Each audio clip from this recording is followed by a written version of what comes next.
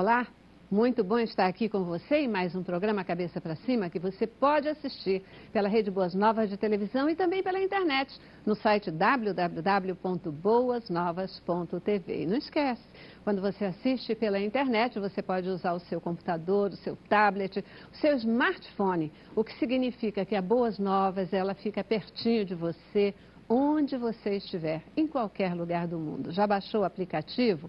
Quando você usa e baixa o aplicativo, além da nossa programação, você vai ter boa informação, você vai ter notícia do Brasil e do mundo e você vai estar realmente bem informado o tempo todo. Está esperando o quê?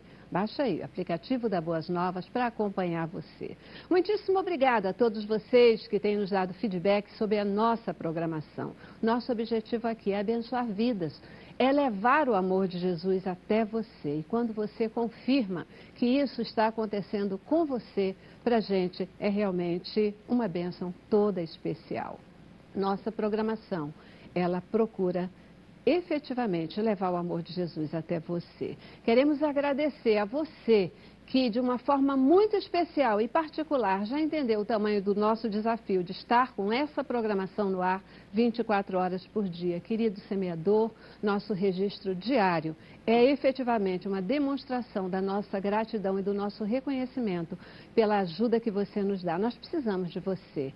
Você que tem orado pela Boas Novas e tem semeado no reino de Deus. E a você que tem sido abençoado, mas ainda não é um semeador, vai o nosso desafio. Está esperando o quê? Para vir se alistar o exército de semeadores. Só pegar o seu telefone, ligar o 2126-300 ou entrar no nosso site www.boasnovas.tv. E rapidinho você vai poder fazer parte desse exército e você vai poder dizer também: eu faço parte, eu sou um semeador, eu sou Boas Novas. Que o Senhor abençoe e guarde a todos vocês, queridos telespectadores, que Ele possa atender os desejos do seu coração e manter a sua mão de graça, de bênção, de misericórdia sobre a vida de todos vocês e dos queridos de cada um de vocês. Cabeça para Cima de hoje vai falar sobre um tema que está todo mundo falando sobre ele e sobre o qual há muita curiosidade. A Câmara dos Deputados já aprovou o projeto de lei que regula as novas regras sobre a terceirização do trabalho aqui no Brasil. Agora é a vez do Senado. Aqueles que são favoráveis à nova lei da terceirização garantem que ela abre novas oportunidades de trabalho, amplia o mercado e dá melhores condições aos trabalhadores. O DIEESE apresentou uma pesquisa onde ele informa que aqui no Brasil, os trabalhadores terceirizados, eles ganham salários menores em termos de 25% e eles têm uma rotatividade muito maior em todas as empresas. Afinal, prós e contras. O que muda com a nova lei da terceirização? Ela efetivamente traz vantagens? Quais são as novas perspectivas? Nós vamos entender melhor essa questão toda hoje aqui no Cabeça para Cima. Começamos com o nosso informativo e já gente muito especial para debater conosco. A terceirização é a prática pela qual uma empresa contrata um trabalhador para prestar seus serviços a uma segunda empresa denominada tomadora. Se pensarmos na relação de trabalho clássica, a terceirização pode causar estranheza. Ainda assim, é a fórmula aplicada por empresas que buscam reduzir custos com mão de obra ou que precisam de determinado serviço que não condiz com seu ramo de atividade. Um estudo elaborado pela Central Única dos Trabalhadores afirma que os terceirizados recebem 25% menos em salários, trabalham 7,5% a mais que outros empregados e ainda ficam menos da metade do tempo no emprego. É isso aí. Terceirização é o nosso tema de hoje, né? Todo mundo falando sobre isso, a lei está aí, em processo de aprovação, os sindicatos de uma maneira geral são contra, empresários e outros segmentos são a favor. E você, qual é a sua posição em relação a isso? Já tem opinião formada?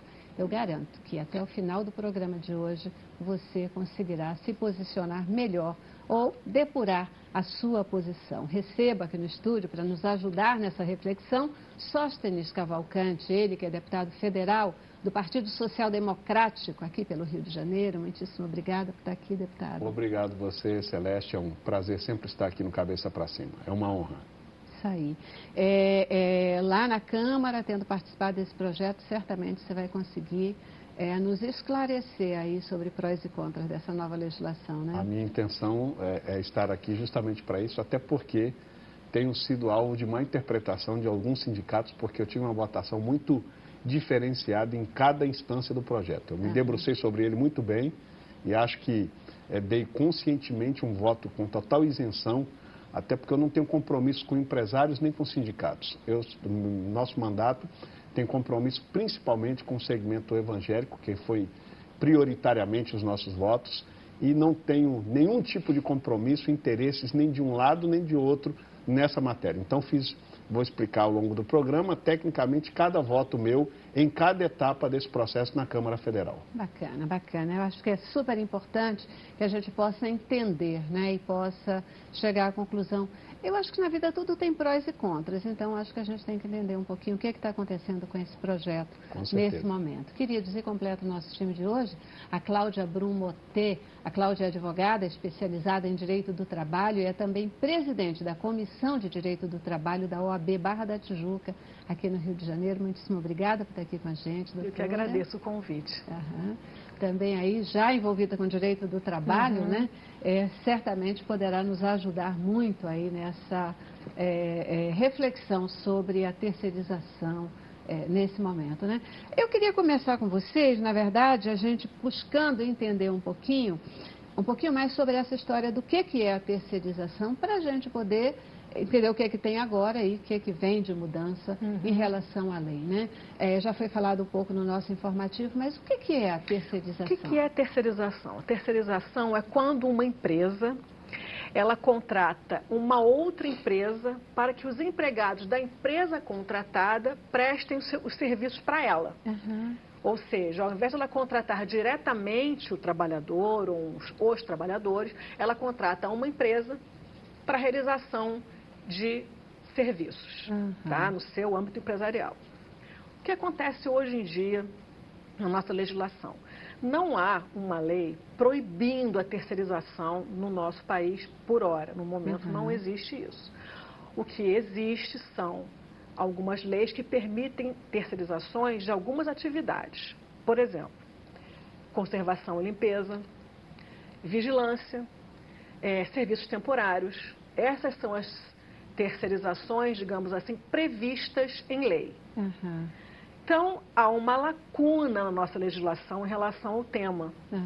Porque, não obstante, não existam leis dispondo sobre proibição ou maiores autorizações expressas para a terceirização, além de outras atividades dessas que eu já falei, a terceirização existe.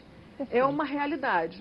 E existe diferença entre os direitos de um empregado terceirizado e um empregado que é contratado diretamente pela empresa? Não pode haver, porque a nossa legislação trabalhista, tanto na base constitucional quanto na legislação ordinária, CLT e leis ordinárias, não admite desigualdade salarial, tratamento diferenciado, discriminação no trabalho, entendeu? Então, assim, a rigor, esse tratamento diferenciado é vedado pela própria Constituição e pela própria legislação também ordinária. Então, isso não pode haver, esse tratamento diferenciado. Agora, é bem verdade que no quadro atual, na prática, o que nós observamos por estudos, pesquisas, é que realmente existe, na prática, um tratamento diferenciado em relação ao trabalhador terceirizado e o trabalhador contratado diretamente pela empresa.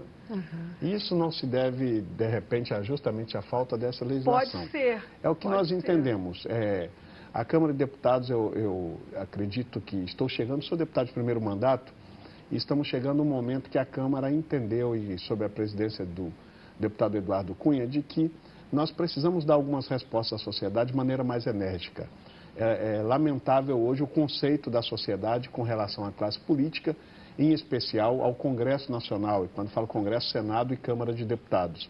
Em recente pesquisa, 9% da população aprova as atitudes da Câmara e Senado, o que é um déficit muito grande com a sociedade. E creio que isso se deve, entre elas, por lacunas como essa, de não legislar. Esse projeto da terceirização estava na Câmara dos Deputados há 11 anos. E por conta das demandas e da força dos sindicatos, a quem respeito, acho que tem um papel importante social a cumprir, e pressão do próprio governo, que é muito ligado aos sindicatos, o nosso governo brasileiro aos últimos 12 anos, esse projeto nunca se discutia no plenário da Câmara, o que eu acho outro erro. Por isso meu voto, porque houve inicialmente um voto para encerrar a discussão, porque já estava há tanto tempo sendo discutido e parece que os sindicatos queriam protelar porque viam que o projeto ia passar. E como eles medem forças políticas dentro da Câmara, é melhor a gente ficar empurrando a discussão e nunca votar. O nunca votar também está criando prejuízo a mais de 2,5 milhões de trabalhadores que hoje trabalham terceirizados e que não têm amparo de legislação nenhuma. E por conta desses trabalhadores, meu voto nesse critério foi sim para encerrarmos a discussão e passarmos a votação para amparar esses trabalhadores. Afinal de contas, são terceirizados, mas são trabalhadores também. E o que acontece muitas vezes é que é mais fácil a gente protelar porque o sofrimento não é comigo. O trabalhador que tem seu vínculo diretamente com a empresa e os interesses sindicais acabavam protelando. Aí meu voto foi sim. No mérito, por amparar e acreditar que não deveríamos levar, em especial, a iniciativa pública, o trabalho público para a terceirização, eu no mérito aí votei não, para proteger o funcionalismo público. E depois houve as emendas, foram 27 emendas com vários interesses, tanto do lado patronal como dos sindicatos. 27 delas viraram 24 aglutinativas em uma só, e depois os destaques, 3 individuais que nós votamos, para as atividades meio e fim na iniciativa privada. E no meu critério, por entender, como eu não tenho compromisso com nenhum dos lados, entender que são 2,5 milhões de trabalhadores que precisavam de amparo, nesse momento aí eu votei sim. Ou seja, eu tenho votos diferenciados em cada etapa por entender dessa minha maneira de que nós precisamos amparar esses trabalhadores, mais de 2,5 milhões que já existem no Brasil. Posso fazer uma pergunta para entender a sua opinião? Por que para os trabalhadores públicos é proteção não serem terceirizados? E para os trabalhadores que não são, os trabalhadores privados, aí se vota a favor, aí não é a terceirização, aí a terceirização é proteção. Por que parecem dois pesos, duas medidas? Eu vou dizer, é ótima pergunta, porque já me perguntaram, inclusive, vou aproveitar esse grande veículo de comunicação para dizer que também, assim como outros deputados, eu acho que o bonito da democracia, o charme da democracia é a pluralidade de pensamento. E quero lamentar a atitude de muitos sindicatos que, de maneira a afrontar muitos parlamentares, não foi meu caso, eu no mérito votei não, mas incluíram fotos, chamando de bandido, chamando... eu acho que cada parlamentar está lá, ele está representando algum tipo de segmento. Existem parlamentares que representam o segmento empresarial e devem ser respeitados como tais. Mas os sindicatos têm feito uma onda de difamação de parlamentares, inclusive incluíram a minha foto como voto sim, onde meu voto sim não tem nada a ver, e eu estou explicando em detalhes. E vocês estão me dando a oportunidade de me explicar à sociedade como é e por que votei. Qual a diferença para mim básica de uma para outra? Lamentavelmente, a terceirização do serviço público serve em especial para a corrupção. Vamos ser honestos. O que existe hoje, só a Petrobras, hoje, sem legislação, do jeito que está o país, nós já temos mais de 250 mil empregados no estado do Rio de Janeiro que estão nas empresas terceirizadas. Não existe legislação, mas fazem. Isso para mim é muito pior. E o que fazem?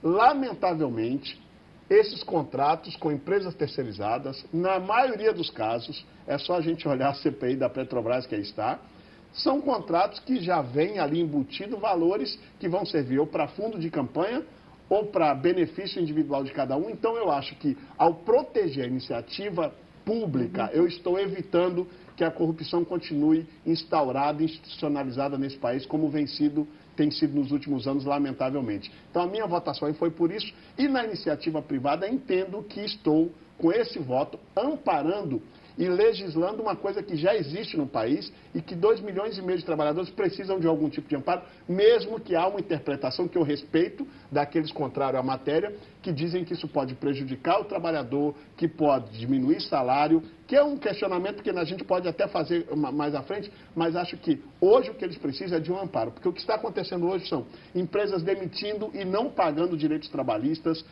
ficando para as empresas contratantes essa responsabilidade do direito do trabalhador, de acertos financeiros na demissão. Isso é um problema muito sério de falta de uma legislação com critério aos trabalhadores terceirizados. Tem um outro detalhe com relação a essa questão da diferenciação entre iniciativa privada e a pública. Por que essa diferenciação, como você perguntou, que eu acho importante acrescentar.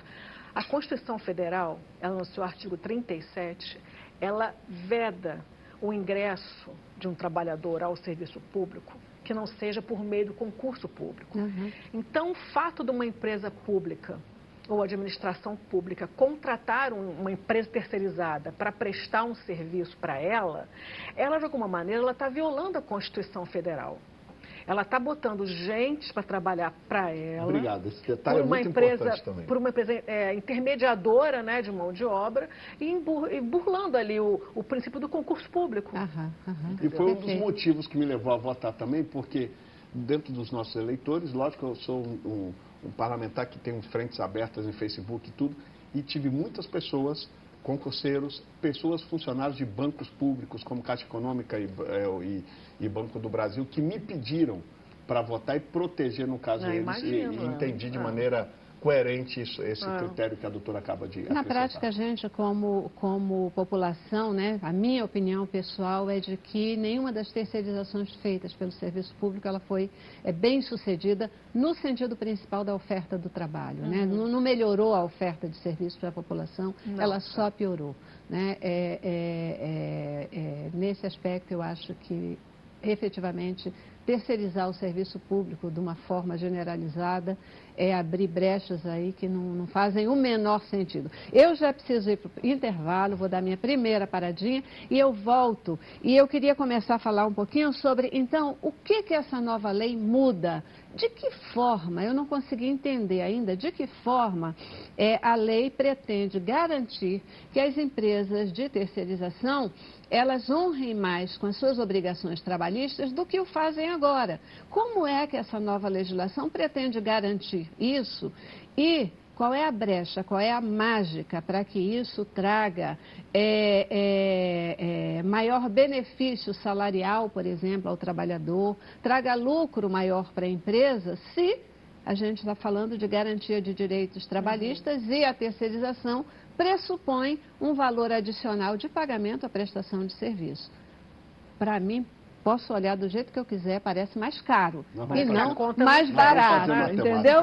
Vamos lá, eu vou para o intervalo e a gente volta já já.